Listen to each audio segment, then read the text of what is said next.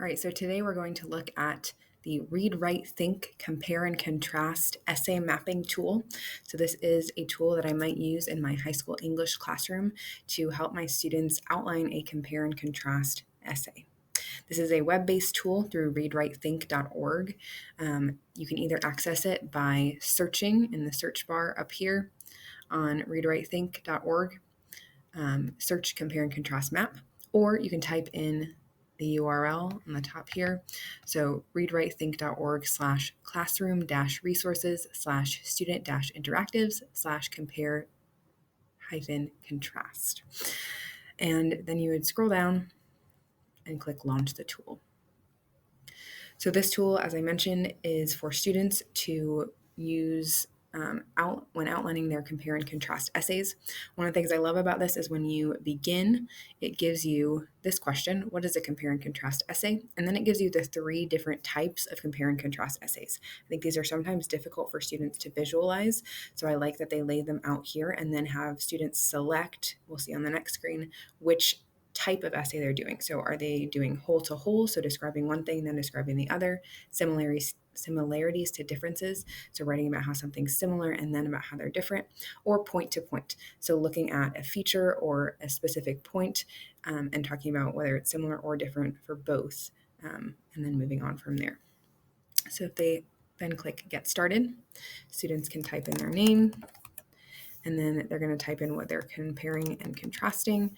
So I'm just going to type in Romeo and Juliet, and let's click similarities to differences, because that is most likely the type of essay that they would be doing in my class, that or point to point. And if you click continue, it starts to walk you step by step through your essay. So what I love here too is that it gives you your specific items. So on the top here, write a brief description of the 2 items, so Romeo and Juliet, which I think is helpful for students to see, again, to help them visualize what their essay might be about. And then you would just continue to move through. So how are they similar? You're going to list the similarities, and then you would list differences. I'm going to pull up now, for the sake of time, a final product here.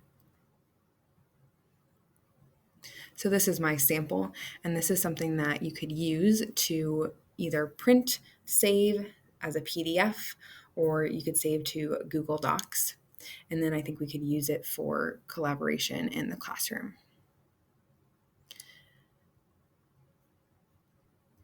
This tool definitely aligns with several of the ISTE standards for education leaders.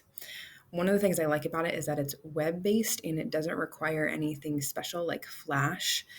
So I think it goes along with ISTE standard for education leader 3.1b, which is ensuring that all students have access to the technology necessary to participate in authentic and engaging learning opportunities. So again, this is something that any student could use even if they were at home, if we were remote learning.